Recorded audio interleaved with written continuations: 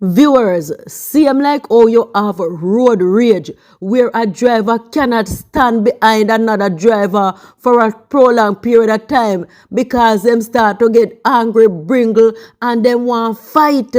I see so you have something named KFC rage, and that is where a customer cannot wait no longer for them order, and it result in them behaving very bad, very disgusted and awful, like this lady here. One of them people blood clot from. One of them will say blood clot by the time I work drunk.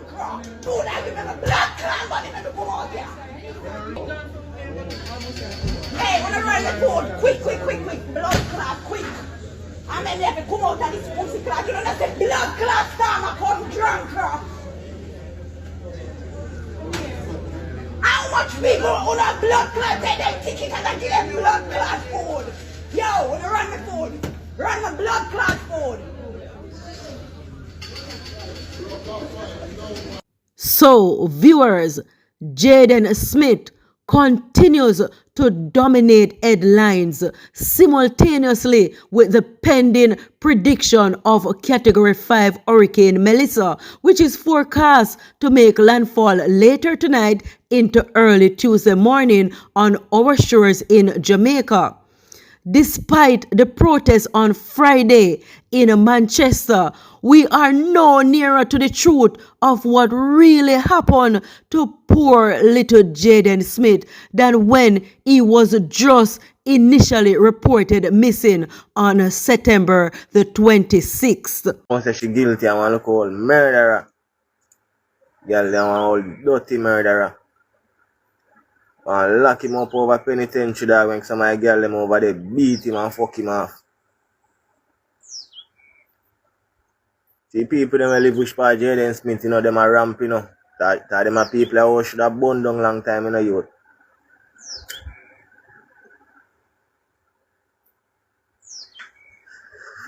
People them live with Jaden Smith live on a ramp. You know a ramp. That's all I can tell you now. You know, it's ramping. Nobody don't know if the driver boy report yet. Right now we are looking for the driver like whoa, you know, man. We are hunting down, you know. A driver we are hunting down right now, you know. We need the driver boy there, you know, man. We are hunting down, you know. We need a driver boy there, you know. Need a driver boy there, people. There have been so many rumors circulating on social media regarding the family that was raising Jaden Smith. There was a rumor that Shanice, the cousin who allegedly flew to Jamaica and unalived Jayden, then flew back to the US, has returned to the island and was taken into custody for questioning under suspicion of murder. Viewers, I have yet to see or hear from the police high command that yes, this is indeed true. But as from start, Jaden Smith's disappearance remains a mystery, and his family who was raising him continues to bear the stigma as the villains who plotted to do away with him. I bet this little boy Jayden never know how special him is and how loved he is and how him would have made mountains move for him and how people would have come out and march and walk for him. Yo, I am so proud of the people of TikTok, the people of Mandeville, the people of Jamaica, everybody who is coming out, standing in support for Jaden Smith, the missing boy in Mandeville. Thank you so much. I couldn't down a Mandeville personally, but I am watching the streams, I'm watching the live streams, I'm watching the videos, and I feel so proud that as a nation, as a people, we could come together despite the fact that the hurricane has come and people are out emptying the shelves, buying the things what them need to keep themselves safe. We're still out there pleading and begging for justice for Jayden. We need to put this little boy to rest. Please, thank you, Jesus. Justice for Jayden. Now, viewers, with the magnitude of Hurricane Melissa, can you imagine the danger 12-year-old Jaden Smith would be in if he were still alive in the bushes of Manchester or wherever, and with the strong possibility that he is no longer alive. The culprits responsible for doing away with him are perhaps at this moment welcoming the hurricane to wash away any trace of evidence of Jaden Smith's remains. Viewers, I believe we should continue to keep Jaden Smith's name alive on our platforms so they can see we are not giving up. Viewers, please share your thoughts and how you think we should continue forward in advocating for justice for Jaden Smith. Wagwan, my viewers. How are you all doing on today that we are preparing to meet Hurricane Melissa few hours from now? Hope all is well with you and you're making yourself safe and preparing for this catastrophic storm. Viewers, give this video a like, subscribe to the channel if you haven't done so, and feel free to leave your thoughts in the comment section down below. Viewers, Hurricane Melissa is forecast to be catastrophic. The government, I see, has been doing everything in its power to inform, make preparations for evacuation, and clean drains and gullies. My fellow Jamaicans, Hurricane Melissa is now a Category 4 hurricane. Approximately 100 miles south of Kingston, heading westward at 5 miles per hour, it is projected to turn northward. We are already experiencing rain and overcast conditions. Based on current assessments, all of Jamaica will likely be affected by hurricane conditions, meaning heavy rains and winds above 100 miles per hour. It is also likely that hurricane conditions could linger over Jamaica due to the slow-moving nature of this system. Given the extended days of rains leading up to landfall and the expected inundation from the actual passage, we can expect general flash floodings across the island. However, low-lying areas, coastal areas, river courses, gullies, and other waterways will overflow either from excess rain or storm surges. Extended rainfall and heavy rainflows will also trigger landslides in hilly areas. Buildings and activities in or along those waterways or hillsides will be at high risk of damage, complete displacement, and loss of life. Hurricane winds will most certainly damage roofs and compromise some structures. By all assessments of the current situation, while we pray for the best, hour by hour, it is becoming apparent that the impact of Hurricane Melissa could be greater than Hurricane Beryl, certainly in terms of rainfall and flooding. We can lessen damage and speed up recovery by taking preparatory and precautionary measures before the impact of the hurricane.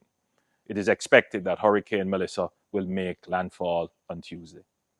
I take this opportunity to reinforce the appeal to residents of low-lying areas, historically flood-prone areas, gully banks, riverbanks, hillsides, and other vulnerable areas to take precautions to protect your property where possible, prepare your evacuation plan, and comply with the evacuation orders given. Viewers, do you know that many citizens of Jamaica live in flood-prone areas that are just straight dangerous due to the risk of natural disasters? Yet, they refuse to evacuate and sit out the storm in a safety facility provided by the government. A bus is at the police station now, awaiting to assist you. Do not stay here and endanger your lives. Come back tomorrow and rebuild. Yes, that's true. Please, there are feelings. That's true. Yeah, man. Yeah. Fresh drop. Every time the water came on the land, bush, the water come right here, 5 minutes time, you look on land. Port Royal is a civil general. Port Royal is a civil general. I never been in a house when a hurricane in a Port Royal for me know myself. And Gilbert till this day, outside. Outside? Outside. I never left Port Royal? Never. I never have an intention to leave because I don't make When we go leave, go out in a danger and leave out a frying pan and go on the fire. I don't see no sense in that, General. You know how to ride the wave, General. You see what me live right now? Not even that speck of breeze I go come in a that. I ask you. Is there any area in Port Royal that is of concern? Not if I know of. All these hurricanes everywhere safe in Port Royal. I've been through it. I've been through the whole of them. All of them safe. All the safest going to have, General. Now move. I ain't moving, General. And how long have you been in Port Royal? I came here from 82. That's how long I'm in Port Royal. I Fresh never moved from a drop. hurricane or a storm. I intend to move.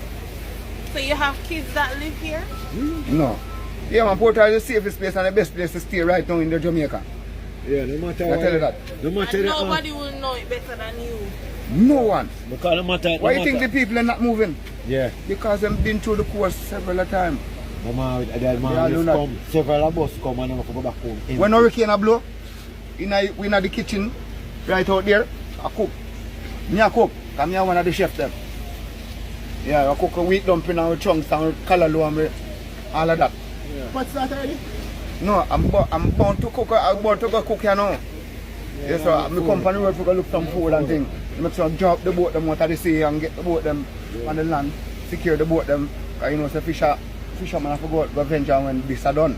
Because bills have to pay, people have to go to school, who will work. Life have to start again. But You have to go on again, on again. Best place in the General. Remember me tell you that. Port Royal, Kingston 1. No, man, so as him talk to different school. This piece of rock over there on here, The join up a moving. boat. Viewers, again, the government is trying to take many homeless people and mentally challenged people off the street, and they are using some very humane tactics to encourage them to go to the shelter. Viewers, take a look. No, you get food. The lady guy one there. Come on, man. Just come, my goodness. Come, no. You want to 65 Hanover Street, tonight. A meal go round, so. You have to go Hanover Street. All right? Come, man. Yes, go there for me. Yes, man. Yes, round there. Clothes round there, food round there. Come. Let's not lose the life, man. Take up your umbrella. No, man. Over umbrella, that the umbrella? Yeah, no. Since morning we have asked some of the persons on the homeless persons on King Street and carried them into the shelters. About 15 of them we have taken them into the shelter at Church Street, and about 3 females we have taken to the shelter at 65 Hanover Street. And we have been processing them. They'll be having a bath, and we'll give them some clothes, and they'll be getting some food. I've been here from several days. I must tell you, they have always said to us that they will want to wait until when the rain starts to fall.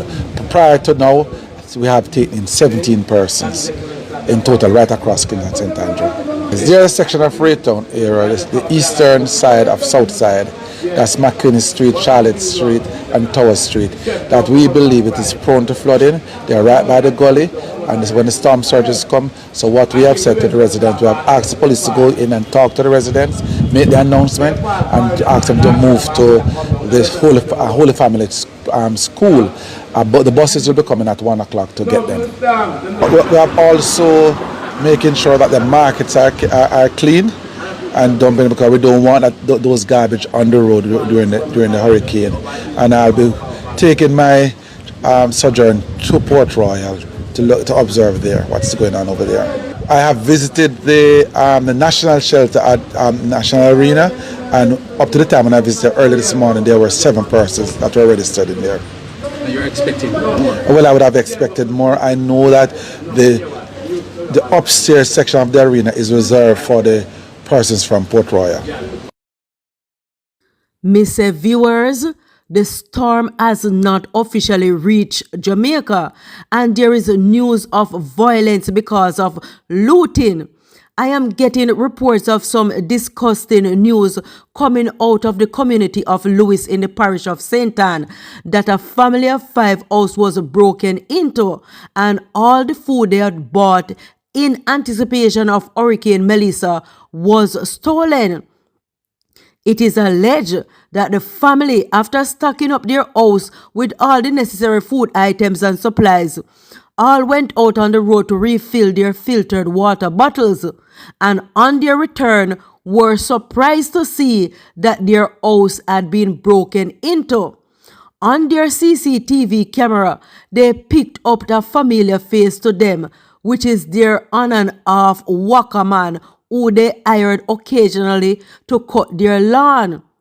When confronted, he denied it, even with the evidence of the CCTV footage which showed him climbing through the window.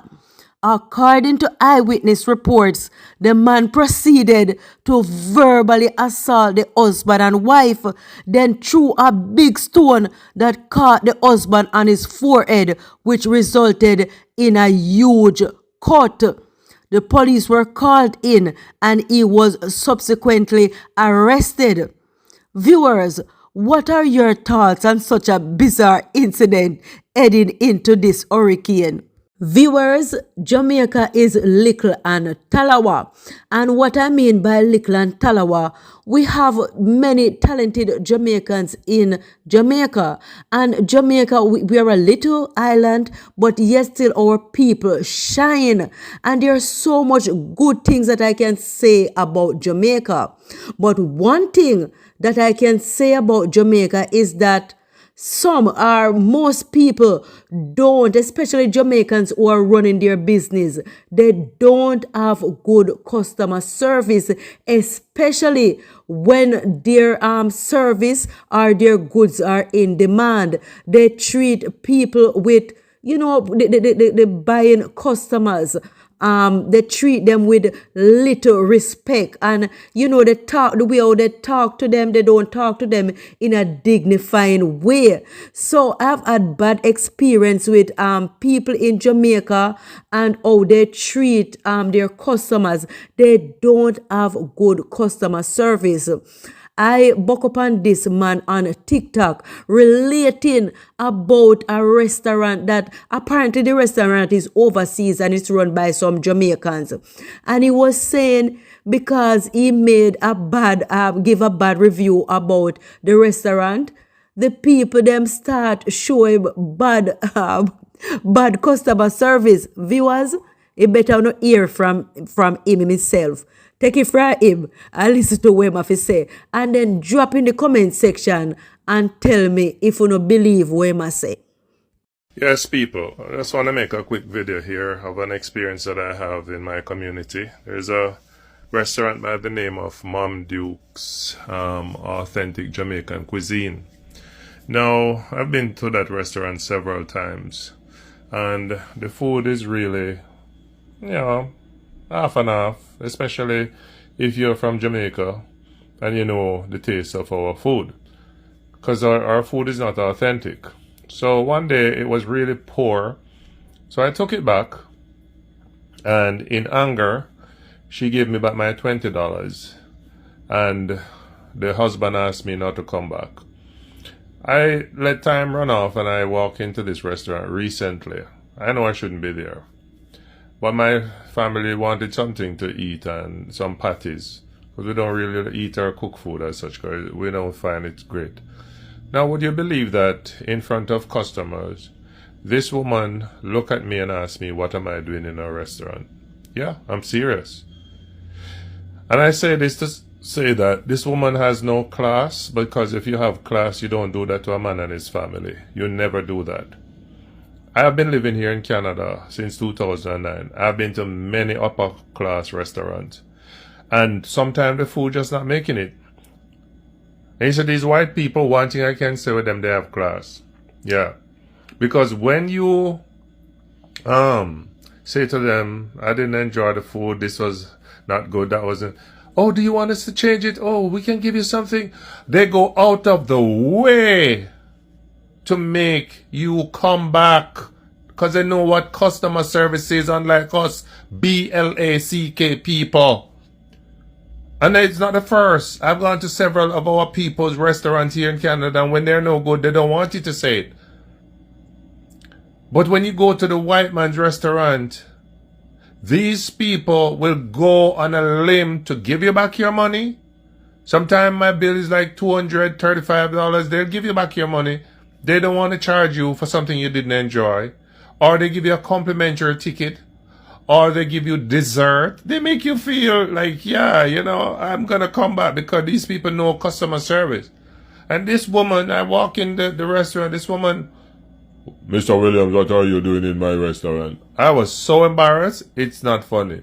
But this is the kind of low-life, indecent, people without class. This is how they behave. When the food is not good and you complain about it and dare to say it and they have to give you back your money, they're upset. So they'll do anything. And then when I gave a bad review now, she said I'm harassing and bullying. I'm telling you, man, our people are something else. They can't take criticism. What you need to do with the criticism is improve your product. Improve your product. Not to blame people when your product is not good and make us the problem. Sometimes your food, okay, and next time it's just no good. And you call it authentic, it's not. So please, people, learn some class. Learn from the white people, them. Because mothers think them, and I criticize them all the while about colonization, blah, blah, blah. But one thing I can say in Canada, I can say these people have more class than our people. I'm telling you, ask anybody and they will approve this message. Take care of yourself. Goodbye. And if you've watched the video to the end, thank you for watching. Until another upload, this is where I say goodbye. Goodbye.